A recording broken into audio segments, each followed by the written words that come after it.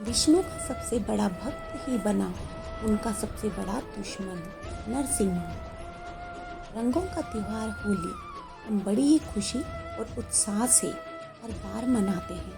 कहा जाता है कि विष्णु अवतार नरसिंह द्वारा राक्षस हिरण्यकश्यप के संहार करने के दिन को होली के रूप में मनाया जाता है। लेकिन क्या ये सब जानते हैं कि हिरण्यकश्यप भगवान विष्णु का सबसे बड़ा दुश्मन था? वो असल में उनका बहुत बड़ा भक्त था। जी हाँ, भगवत पुराण के अनुसार विष्णु भगवान के आवास स्थान वैकुंठ के दो द्वारपाल थे, जिनका नाम जय और विजय था। वे भगवान विष्णु के बहुत बड़े भक्त थे और हरदम उन्हीं की सेवा में लगे रहते थे। फिर एक दिन जब विष्णु जी अंदर विश्राम के लिए गए तो उनसे मिलने ब्रह्मदेव की क्रोध से जन्मे उनके 4 पुत्र, जिन्हें 4 कुमार भी कहा जाता था, सनक, सनंदन, सनातन और सनत कुमार आए। वे चारों अपने कड़े तप के कारण दीर्घायु होने के बावजूद भी छोटे ही लगते थे, जिस कारण जब वो चारों कुमार विष्णु भगवान के दर्शन के लिए आए तो जय और विजय ने उन्हें बच्चा समझकर अंदर नहीं जाने दिया। ये देख चारों कुमारों को बहुत गुस्सा आया और उन्होंने जय और विजय को श्राप दिया कि उन दोनों को अपना देवत्व त्याग कर मृत्युलोक अर्थात धरती पर वास करना होगा। ये सुनते ही जय और विजय दुख से रोने लगे और विष्णु भगवान को पुकारने लगे और उनसे चारों कुमारों द्वारा दिए गए श्राप को लौटाने को कहा।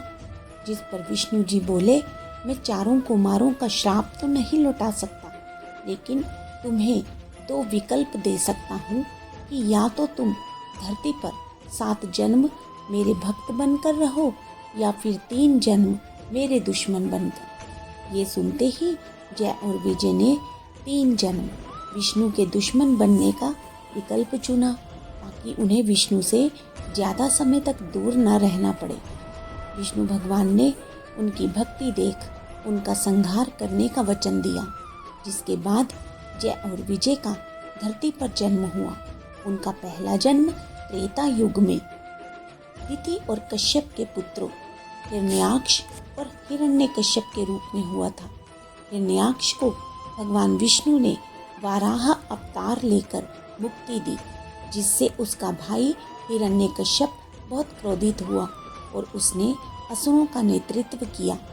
हिरण्यकश्यप बस किसी भी तरह अपने सबसे बड़े शत्रु विष्णु से बदला लेना चाहता था। हिरण्यकश्यप को विष्णु से इतनी नफरत थी कि उसने अपने राज्य में उनकी पूजा करना ही बंद करवा दिया और जो भी विष्णु की पूजा करता वो उसे कारागार में डाल देता। फिर उसने विष्णु को हराने के लिए ब्रह्मा भगवान का तप कर अमर होने का वरदान प्राप्त करने की सोची और उसने ऐसा ही किया।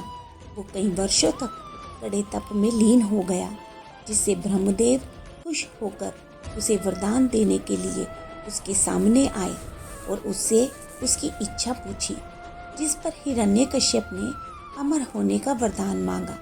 ये सुनकर ब्रह्मदेव ने मना करके दूसरा वरदान मांगने को कहा। ब्रह्मदेव के मना करने पर हिरण्यकश्यप ने बहुत सोचा और अपने लिए एक नया वर मांगा कि उसे कोई भी इंसान या जानवर न मार सके, ना ही वो धरती पर मर सके और ना ही आकाश में, ना ही दिन में और ना ही रात में, ना ही किसी देव के द्वारा, ना ही किसी असुर के, ना ही किसी शस्त्र या औजार से, जिस पर ब्रह्मदेव ने उसे उसका मनवांछित फल दे दिया। जिस समय हिरण्यकश्यप तप करने के लिए गया हुआ था, उस समय इंद्र ने डर कर उसके राज्य पर हमला कर दिया और उसकी गर्भवती पत्नी कयाधु को अपहरण कर अपने साथ ले जाने लगा। तभी नारद मुनि ने उसे रोका और कयाधु को अपने आश्रम ले गए, जहाँ कयाधु दिन भर भगवान विष्णु की कथाएं सुनती। इसी कारण उसके गर्भ में पल रहा शिशु प्रहलाद भी विष्णु का भक्त बना। जैसे ही हिरण्यकश्यप अपना तप पूरा करके वापस लौटा तो उसने अपने राज्य पर हमला करने के लिए इंद्र के साथ युद्ध किया और तीनों लोकों पर विजय प्राप्त की। उसके बाद अपनी पत्नी कयाधु और पुत्र प्रहलाद को अपने राज्य वापस ले आया। कुछ ही समय में उसे ज्ञात हो गया कि उसका पुत्र प्रहलाद उसके सबसे बड़े शत्रु विष्णु का भक्त है। उसने प्रहलाद को विष्णु की पूजा करने को मना किया और बहुत ही अहंकार के साथ कहा। हिरण्यकश्यप बोला, मैं सबसे शक्तिशाली हूँ, वह विष्णु तो छल करता है। ये सुनकर प्रहलाद ने अपने पिता को समझाने की कोशिश की। प्रहलाद बोला, पिताजी, भगवान विष्णु ही तो तीनों लोकों को संभालते हैं, वही जगत के पिता हैं। प्रहलाद के मुख से ऐसे वचन सुन हिरण्यकश्यप के क्रोध की सीमा न रही और उसने प्रहलाद को कारावास में डलवा दिया और प्रहलाद पर कई यातनाएं की। हिरण्यकश्यप ने बहुत प्रयास किया कि उसका पुत्र प्रहलाद विष्णु को त्याग दे, पर ऐसा न होने पर उसे मारने के भी कई प्रयास करे। लेकिन भगवान विष्णु के आशीर्वाद से हिरण्यकश्यप प्रहलाद को थोड़ी भी हानि न पहुंचा सका। तब उसने अपनी बहन होलिका को बुलाया। होलिका को ब्रह्मदेव से वरदान प्राप्त था कि वो आग से जल नहीं सकती, इसलिए उसने अपने भाई हिरण्यकश्यप की चिंता को दूर करने के लिए एक उपाय सुझाया। उसने कहा, भैया, मैं प्रहलाद को अपनी गोद में लेकर चिता पर बैठ जाऊंगी। मुझे तो ब्रह्मदेव का वरदान प्राप्त है, लेकिन वो नन्हा प्रहलाद आग की लपटों में जलकर भस्म हो जाएगा। और उन्होंने ऐसा ही किया।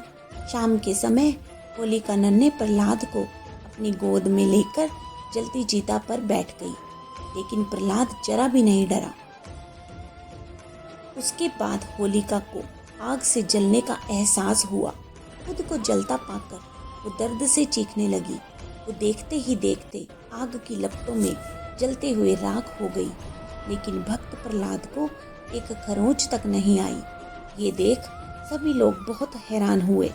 हिरण्यकश्यप अपनी बहन होलिका को जलते देख बहुत निराश हुआ और रोष में आकर उसने अगले दिन प्रहलाद को अपनी सभा में बुलाया। वो प्रहलाद से बोला, मैं तीनों लोकों का स्वामी हूँ, अगर मेरे सिवा कोई भगवान है तो वो कहाँ है? उसकी बातें सुनकर प्रहलाद बहुत ही प्यार से बोले, भगवान तो हर जगह कण कण में है।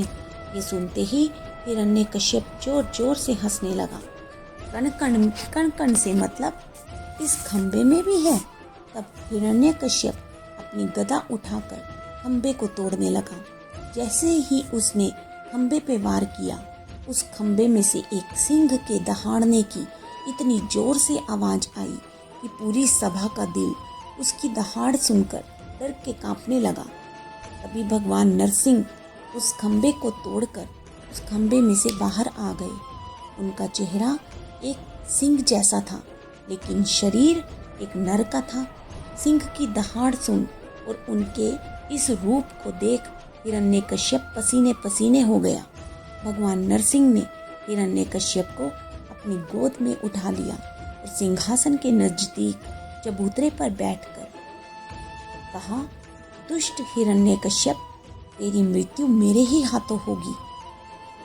तेरे वरदान के अनुसार ना ही मैं नर हूँ और ना ही मानव, ना ही अभी दिन का समय है और ना ही अभी रात हुई है, ना ही हम घर के भीतर हैं, ना ही मैं घर के बाहर, और ना ही तू जमीन पर है, ना ही आकाश में, और तू मेरे पैरों पर लेटा हुआ है।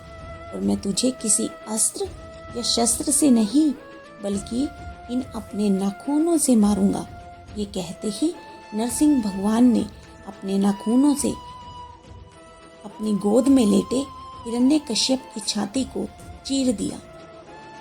दुष्ट हिरण्यकश्यप का वध करने के पश्चात भी नरसिंह भगवान का क्रोध शांत नहीं हुआ और वो हर राक्षस का अंत करने निकल पड़े।